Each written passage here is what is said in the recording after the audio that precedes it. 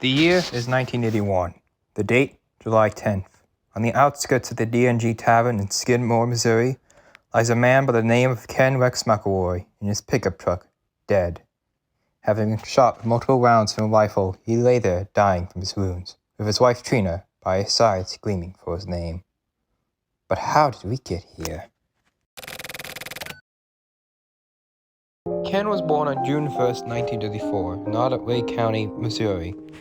He was born in a family of 7 siblings. The family were farmers and they didn't have a lot of money. By the age of 15, Ken quit school. But one important detail to know is that Ken suffered a brain injury. How he got that injury is foggy. Some say he got it when he fallen off on the second floor of the family barn. Others say he got it when he was 18 when working on a construction site. Whatever caused the injury, many people said he wasn't the same. This behavior could be attributed to a brain injury. His behavior afterwards would lead him to a life of crime. The many crimes that Ken did are extensive, ranging from stealing cattle, grain, antiques, basically anything he could think of. And even though Ken was charged 21 times, he always got off scot-free. This is because Ken would harass and threaten the witnesses by parking outside their homes with a shotgun. He even hired a lawyer that Ken claimed worked for the mob. One of his crimes was in 1976, when he was caught shooting weapons on Skidmore farmer Romaine Henry's property. Ken, not liking this, did this to him. An SOB, and when he said that, well, then he more or less laid the barrel of that shotgun right against my stomach and pulled the trigger.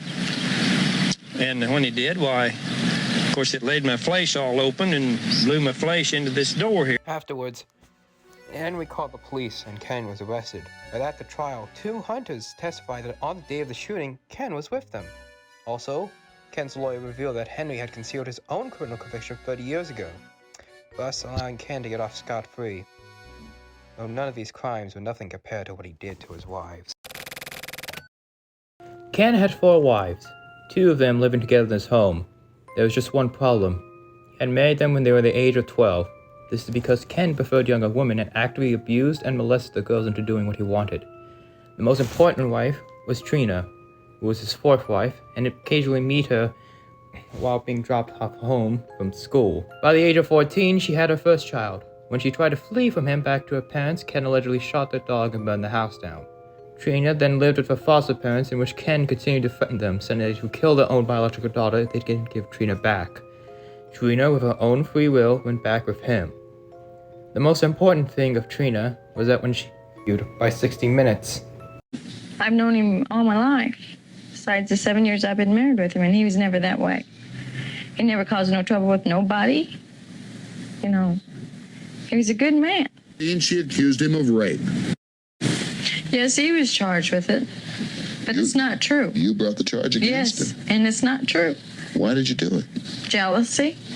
I was jealous over him, but it's not true. He never had to do anything like that in the first place. This is what made Ken become exploited in his town, but it all came crashing down. In 1980, one of Ken's kids stole a piece of candy from a store owned by 70-year-old Ernest Bo Bonecamp and his wife Lois. Now, Ken wasn't mad at the fact that one of his kids stole something. It was the fact that the Bonecamps got into an argument with his little one. So Ken was constantly harassed and threatened them. That's until one day, when he finally confronted him. Freud turned up at the loading bay behind the store where Mr. Bowenkamp was sitting, watching the world go by. Turned around while I was looking down the double-barrel shotgun. And I thought to myself, now is he going to shoot or is he just going to scare me? So I thought if I was going to shoot, I better dodge over. So I dodged over just in time he got released my neck. It made Ken get arrested for attempted murder, though this time he was finally convicted. For 1 year in prison, but was released on bail for his appeals. This marked the end for Ken. When Ken got released from prison, the first thing he did was to go to the D&G Tavern with a rifle and bayonet, saying that the next time he sees Ernest, he's dead. The townspeople, not wanting this to happen, begged the police to do something.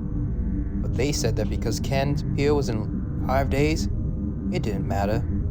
Townspeople then asked for advice for the sheriff of the neighboring town of Otway County, Dan Est, said that the best thing they could do was to set up a neighborhood watch.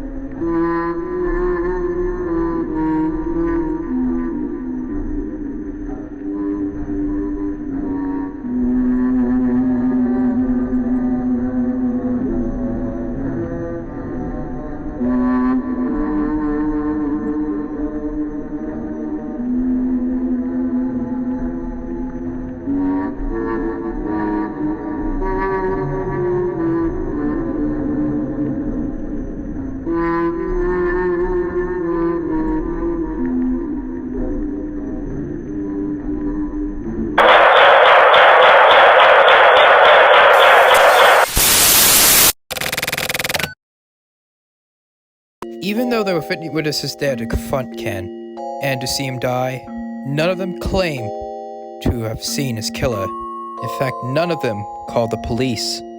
The only one who did was Trina. She claimed the one who shot her husband was a man by the name of Dale Clement, though this lead went nowhere. Even though the police led an extensive federal investigation, no one was charged. Trina would remarry and die in 2012, continually saying that Ken did nothing wrong. Town Skidmore still stands, the rough shadow of its former self. For more than 20 years, the town had been tormented by a bully, abusing the law for their personal gains, making it look like a joke. And they found peace by taking the law into their own hands, by putting down the bully like a dog.